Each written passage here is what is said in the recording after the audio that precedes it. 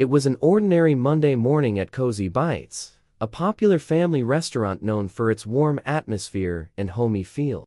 The smell of sizzling food and freshly brewed coffee filled the air, making it a favorite spot for regulars and new customers. Gerald Smith, the owner, stood by the back door, watching his staff prepare for the lunch rush. His sharp eyes scanned the room, but there was something more on his mind today than ensuring everything ran smoothly. Over the past few months, Gerald had noticed an unsettling change in the atmosphere of his beloved restaurant. He had always prided himself on the kindness of his staff and the welcoming environment they cultivated for every customer, no matter their background or financial status. But recently, things have started to shift. Some of his workers, particularly Greg, his trusted manager, seemed to be growing cold and indifferent to those who didn't fit the profile of a paying customer. Gerald couldn't ignore it any longer. He had seen moments of judgmental stares and harsh words for people who were clearly struggling. He had witnessed his staff whispering when they thought no one was listening, laughing at the misfortune of others. It troubled him deeply, especially because he knew they should have been embodying the core values of kindness, hospitality, and generosity that had made Cozy Bites a success in the first place. What troubled Gerald the most was Greg, the manager.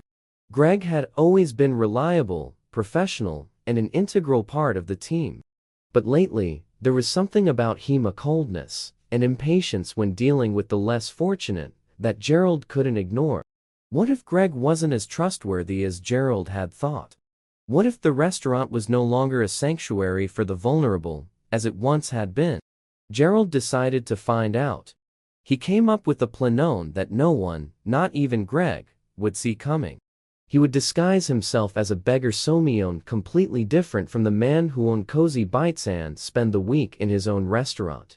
He would see for himself how his staff, particularly Greg, treated someone who had no power or money. The plan was simple, yet profound. Gerald ordered a mosque, a detailed, realistic piece of work that would age him, change his features, and make him almost unrecognizable. His clothes would be ragged, dirty, and torn, a thing but a collection of fabric barely clinging to his thin frame. He would carry a broken walking stick to further enhance his appearance of vulnerability. With this new persona, Gerald would slip into the restaurant unnoticed, a silent observer of his staff's true character. He didn't know how he would be treated, but he knew it wouldn't be easy. The first day of the experiment arrived. Gerald slipped into his new identity and made his way to Cozy Bites. As he hobbled into the restaurant, his eyes scanned the familiar space. The warm atmosphere was still there, but he felt strangely out of place in his disguise. He leaned heavily on his walking stick, every step seeming like a challenge. His clothes hung loosely from his frail body, and the mask gave his face the appearance of an elderly man, tired and broken. He made his way to the counter, where Greg, his manager, was busy flipping through a clipboard, organizing the lunch orders. Greg didn't look up immediately, but when he finally did, his eyes narrowed, taking in Gerald's appearance. Gerald cleared his throat, trying to gather the courage to speak. "Excuse me, sir," he said, in a raspy, low voice, "could I have something to eat? I don't have any money." Greg's gaze flickered from Gerald to the clipboard in his hand, then back to the beggar standing before him. For a long moment, he didn't say a word, his face unreadable. Then, without a hint of empathy, Greg leaned over the counter and whispered to one of the waiters, who immediately turned and walked away, avoiding Gerald's eyes. Greg straightened up, his face hardening into a mask of cold indifference. "This is a restaurant, not a charity," he said, his voice loud enough for a few nearby customers to hear. "If you don't have money, you don't eat. Now get out." The words struck Gerald like a slap to the face. He had trusted Greg to be the leader of his restaurant, to show kindness to every customer, no matter their circumstances. But here he was, treating a vulnerable person with cruelty and disdain. Gerald's heart sank. How could someone who was entrusted with so much responsibility behave like this? But just as Gerald was about to leave, something unexpected happened. Ben, A young waiter who had been quietly watching from the side slipped outside after him. "Hey, wait," Ben whispered, glancing nervously over his shoulder to make sure no one was watching. He reached into his apron and pulled out a small sandwich. "It's not much, but I hope it helps." Gerald was taken aback by the kindness. Ben didn't treat him like a nuisance, or a burden treated him like a person. The warmth in Ben's eyes melted the cold shell of disappointment that had formed in Gerald's chest. This young waiter, who had no reason to help, was offering him food simply because he cared. It was a small gesture, but it meant the world. Gerald returned to Cozy Bites the next day, determined to see if Greg's treatment was an isolated incident or a part of something deeper. He disguised himself once more, keeping his movements slow and deliberate. When he entered the restaurant, Greg spotted him immediately and stormed over, his face twisting in anger. "You again?" Greg said, his voice dripping with contempt. "I told you yesterday, we don't serve people like you. Leave now or I'll call the cops." Once again, Gerald said nothing. He simply turned and started to walk out, his heart heavy with the knowledge that Greg had no intention of showing compassion. But once again, Ben followed him, slipping another small meal into his hands when no one was looking. "Don't mind, Greg," Ben whispered. "He's always like that, but you deserve kindness. Everyone does." Gerald nodded silently, feeling the weight of Ben's words. How could one person be so cruel, while another showed such genuine care? Ben's actions spoke volumes. He wasn't doing it for recognition. He was doing it because he believed in the inherent worth of every person. As the week went on, Gerald observed the pattern unfolding in front of him. Greg continued to humiliate him, kicking him out of the restaurant, making cruel comments in front of customers. He didn't care who saw or what they thought. But every time Greg showed his true nature, Ben would step in quietly, offering Gerald food and a kind word. By the end of the week, Gerald had seen enough. He was ready to reveal his true identity and confront Greg, but he also knew that Ben's quiet heroism deserved to be acknowledged. The young waiter's life was about to change. On the final day, Gerald walked into the restaurant not as the beggar, but as the well-dressed, confident owner of Cozy Bites. The staff immediately noticed the change. His crisp suit and strong, purposeful stride made him stand out in an instant.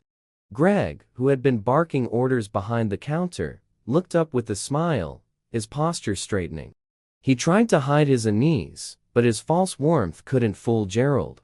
"Mr. Smith," Greg said, trying to mask his surprise. "Good to see you today. How can I assist you?" Gerald didn't answer immediately. He walked up to the counter, scanning the restaurant. His eyes locked on Ben, who was clearing a table in the corner, completely unaware of the turn of events about to unfold. Gerald cleared his throat and turned to face the staff. "I need to speak with all of you," Gerald said, his voice firm but calm. The staff gathered around, confusion written on their faces. "For the past week," Gerald began, "and coming here in disguise. I wasn't your boss. I was someone else, a beggar, asking for food." The room went silent. The staff exchanged confused glances, and Greg's face turned pale. He opened his mouth to speak, but could only manage a few inaudible words. Gerald let the weight of his revelation sink in, his eyes narrowing as he turned toward Greg. "Greg, you've shown me something I never expected. You treated me with disdain, as if I were invisible. You humiliated me in front of customers. You made it clear that you have no respect for those who are struggling."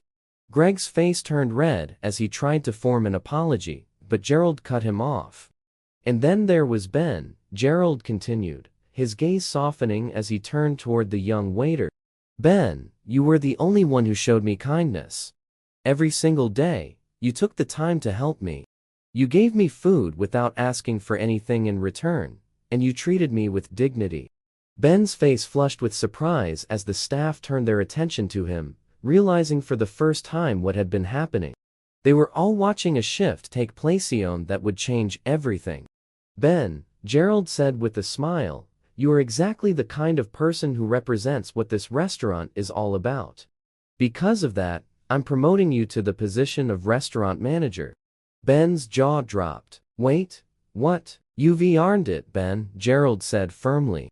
"Your kindness and character are what this place needs." The room was buzzing with shock. But then Gerald's tone shifted. He turned to Greg, who was now visibly shaking. "As for you, Greg," Gerald said, his voice cold, "you're demoted, effective immediately. I can't have someone like you running my business." Greg stood speechless, humiliated beyond measure. The room was filled with stunned silence as Gerald's words hung in the air, leaving no doubt about the outcome. Ben's life had just changed, and Greg's career had crumbled in an instant. Justice had been served in a way no one expected. The staff witnessed the power of kindness and the consequences of cruelty. Gerald smiled as he watched the transformation unfold, knowing that the right decision had been made. Ben stepped forward, his face still filled with disbelief, but behind the shock was a sense of pride that came from knowing he had stood up for what was right, even when no one was looking. The restaurant had been saved, but more importantly, a man's character had been tested, and in the end, kindness had won.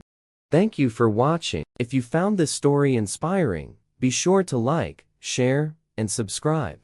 Turn on the notification bell to stay updated with more incredible stories of courage, kindness, and justice. Have a wonderful day, and remember, true kindness can change the world.